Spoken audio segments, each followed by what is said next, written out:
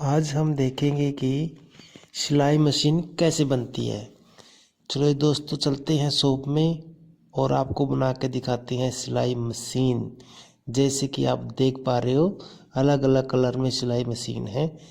चलिए दोस्तों शॉप में यहाँ हम स्क्रैप को तोलते हैं। ये पूरी तरह से टूटा फूटा स्क्रैप होता है लोहे का और इसको पौड़ियों से हम कुपला फर्नेस के अंदर डालते हैं। देखो डाल रहे हैं ना, इसको बोलते हैं कुपला फर्नेस। इसको हम ऊपर से चार्जिंग करते हैं। ये जो होल है ये मेन होल है और नीचे से पिघला हुआ लोहा निकलता है। ये जो हम पैटर्न रखते हैं बॉक्स के अंदर, इसके ऊपर से देखो मिट्टी डालते हैं और इसके ऊपर दूसरा बॉक्स रख लेते हैं और फिर मिट्टी डालना शुरू करते हैं। अच्छी तरह से इसको कूटते हैं, रैमिंग करते हैं और धीरे धीरे करके हार्ड करना शुरू कर देते हैं। इसे हम पैरों से भी कर सकते हैं, लेकिन इक्विपमेंट होता है जिसको सैंड बार बोलते हैं। जैसे सैंड बार से हम इसको धीरे धीरे करके रैम कर रहे हैं, हार्ड कर रहे हैं और इसको फिर हम एक तरफ से साफ सफाई करके खोल देते हैं। ये देखो पैटर्न से एक पार्ट हमने बना लिया, दूसरा हम शुरू कर रहे हैं। फिर हम मिट्टी डाल रहे हैं इसमें धीरे धीरे करके आराम आराम से इसमें मिट्टी डाल के रैमिंग शुरू कर दी और रैमिंग करने के बाद इसको धीरे धीरे करके हमने हार्ड करना शुरू कर दिया। जैसे ही यह हार्ड हो जाता है हम जो स्ट्रैप बार होता है, जो लकड़ी का टुकड़ा आप देख पा रहे हो, ये देखो इसमें हम लेवलिंग के लिए यूज करते हैं। जैसे लेवल के ऊपर नीचे रखने में बड़ी आसानी हो। अब इसको हम खोल देते हैं जैसे कि आप देख पा रहे हो। ये हमने अलग अलग से हर एक पार्ट अलग अलग तैयार की है। ये जो पैटर्न है इसको बड़ी सावधानी से हम इसमें से बॉक्स में से निकालते हैं। देखो अलग अलग बॉक्स हमने तैयार कर लिए हैं। ये जो लकड़ी का पैटर्न है जो हम लकड़ी से बनाते हैं और ऐसे ऐसे अलग अलग प्रकार के मोल्ड तैयार करके रख लेते हैं। अब इसमें से हम पिघला हुआ लोहा निकालते हैं। देखो ये कुपला फर्नेस है और बार से हम इसकी जो होल है उसको खोलते हैं ताकि लोहा क्रूसिबल के अंदर आ जाए और बहुत रफ्तार से बड़ी तेज़ी से हम भर भर के लोहा पिघला हुआ, जिसको मोल्टन मेटल बोलते हैं, इसको लेके जाते हैं जहाँ हमारा मोल्ड रखा होता है।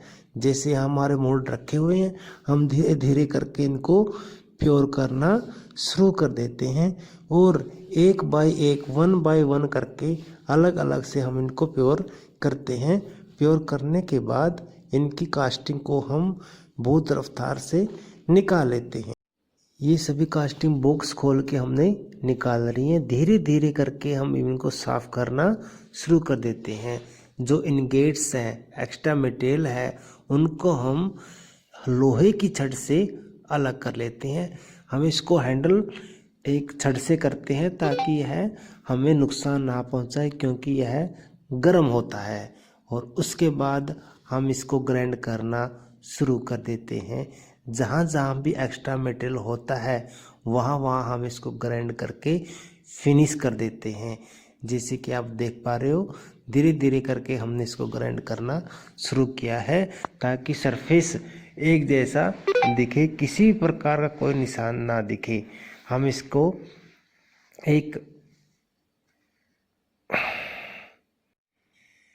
अब हमने इसकी मशीनिंग करनी शुरू कर दी है। मशीनिंग को हम बड़ी मशीन से, लेथ से भी कर सकते हैं, लेकिन हम यहाँ सिर्फ थ्रेडिंग ही कर रहे हैं और धीरे धीरे थ्रेडिंग करके हम इसको अलग स्टेप में लेके जाते हैं जिसको वो ड्रिलिंग कहते हैं। ड्रिलिंग से हम इसके 4 ड्रिल मारेंगे, धीरे धीरे करके 4 ड्रिल कर देते हैं ताकि हम इसमें फिटिंग कर सकें। इस प्रकार सारे जो प्रोडक्ट निकले हैं हम कास्टिंग उनको बोलते हैं और कास्टिंग में हम 1 बाय 1 करके ड्रिल मारते जाते हैं। जब सारे कास्टिंग एक जगह आ जाते हैं तो इसकी हम असेंबली शुरू कर देते हैं। असेंबली में हम क्या करेंगे, नट बोल्ट लगाएंगे और जहाँ नट बोल्ट की जगह नहीं है उनको हम मशीनिंग से बनाएंगे और इनकी असेंबली शुरू कर देंगे। फिर हमने जहाँ पे थ्रेडिंग की है वहाँ से हम इनकी नट बोल्टिंग शुरू करेंगे और अलग अलग पार्ट में एक जगह जोड़कर रख देंगे, जैसे कि आप देख पा रहे हो। फिर हम इनकी फिनिशिंग शुरू करेंगे। एमरी पेपर हम यूज़ करते हैं। एमरी पेपर से हम इसकी फिनिशिंग करने के बाद इसकी पुटिंग करेंगे। पुटिंग बिल्कुल सरफेस फिनिशिंग के लिए की जाती है। यह एक रेड ऑक्साइड का मटेरियल होता है जो फिनिशिंग के लिए ही यूज होता है। फिनिशिंग करने के बाद इसको हम पेंट पे लेते हैं। हम रेड ऑक्साइड की जगह सबसे पहले मारते हैं, उसके बाद आप जैसे ब्लैक कलर का भी यूज़ कर सकते हो। हम ब्लैक कलर का पेंट मार रहे हैं इसके ऊपर। ब्लैक कलर का पेंट के बाद हमने इसको अलग अलग स्टेप बाय स्टेप रखना शुरू कर दिया है। जैसे जैसे हम पेंट मारते जाएंगे वैसे वैसे हम इसको एक स्टैग में रखते जाएंगे। इसको हम पेंटिंग रूम बोलते हैं, जिसमें हम पेंट मार के रखते हैं।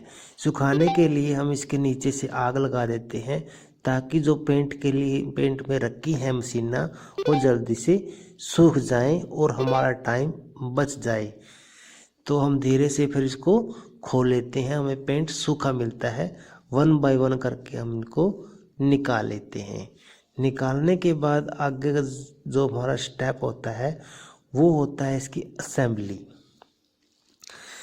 सबसे पहले हम इसको धोते हैं, पानी से हम धोते हैं ताकि जो पुटिंग हमने इन पे पहले की है वह पूरी तरह से सूख गई है। सूखने के बाद इसको पुटिंग को उतार देते हैं धीरे धीरे करके पानी से, ताकि यह बिल्कुल फिनिश हो जाए, किसी भी प्रकार का निशान इसके अंदर पुटिंग का ना रहे। उसके बाद हम इसको इकट्ठा कर लेते हैं और इस पे पेंट मारना शुरू कर देते हैं। ये फाइनल पेंट होता है। इसके बाद कोई किसी भी प्रकार का पुटिंग नहीं की जाती। पुटिंग पहले की जाती है, सुखाई जाती है, उसके बाद हम पेंट इसको मारते हैं। बिल्कुल ये परमानेंट पेंट होता है, कोई प्राइमर नहीं होता, कोई ऑक्साइड नहीं होता।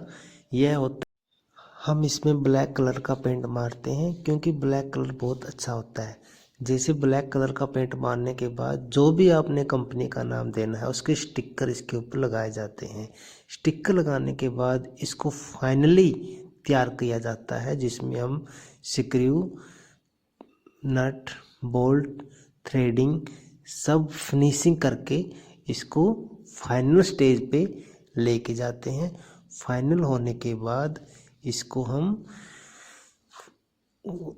उसको फ्रेम के अंदर रखना शुरू कर देते हैं। लेकिन फ्रेम में रखने से पहले इसके जो पार्ट्स हैं, स्पेयर पार्ट्स हैं, एक्सेसरीज हैं, उनको हम अलग तरीके से 1 बाय 1 करके असेंबल करते हैं। जैसे कि आप देख पा रहे हो, हमारा जो टेक्नीशियन है वो बड़ी कुशलता से, बड़ी टेक्नोलॉजी से इनको असेंबल कर रहा है और इनकी ये फाइनल असेंबली है। इसके बाद हम किसी भी प्रकार की इस असेंबलीज के प्रोसेस में इंक्लूड नहीं करते।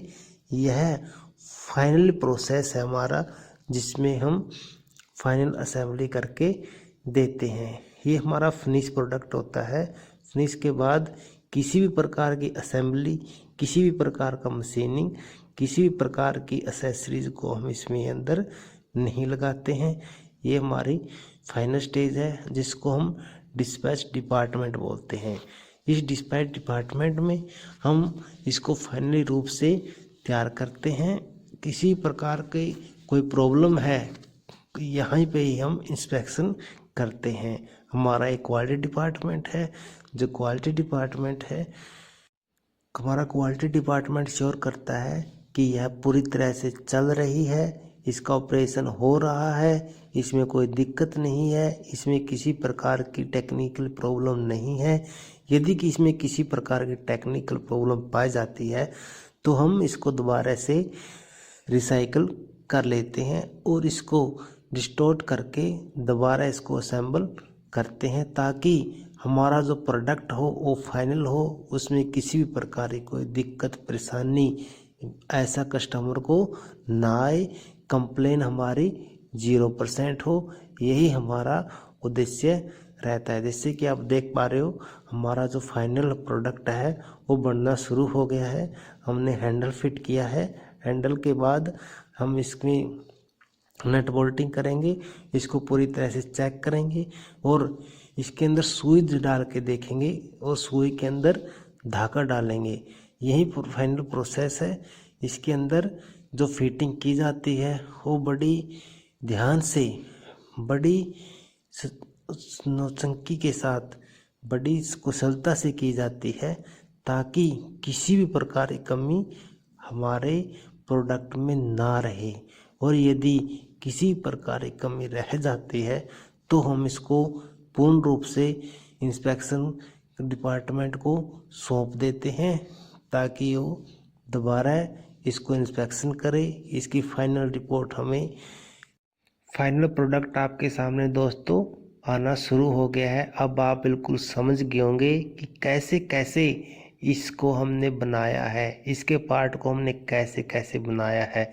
क्योंकि हम सिर्फ फाइनल प्रोडक्ट को देखते हैं, हमें पता भी नहीं लगता कि एक्चुअली में ये बनते कैसे हैं, इसके लिए क्या क्या प्रोसेस होती हैं, क्या टूल यूज किए जाते हैं, क्या इक्विपमेंट यूज किए जाते हैं। आज हमने आपको एक एक बारीकी से दिखाया कि हम सिलाई मशीन बनाने के लिए क्या क्या यूज करते हैं, क्या क्या कैसे असेंबली होती है, कैसे कैसे इसका यूज में लाया जाता है, उसमें क्या क्या दिक्कतें आ सकती हैं और उस दिक्कतों को हम कैसे सॉल्व करते हैं। तो दोस्तों देखो, हमारा फाइनल प्रोडक्ट आपके सामने, आंखों के सामने मौजूद है। हम इसमें धागा लगाएंगे और इसको चेक करेंगे कि यह सही तरीके से अपना फंक्शन कर रही है या नहीं कर रही। तो दोस्तों ये देखिए आपके सामने सिलाई मशीन ओके है।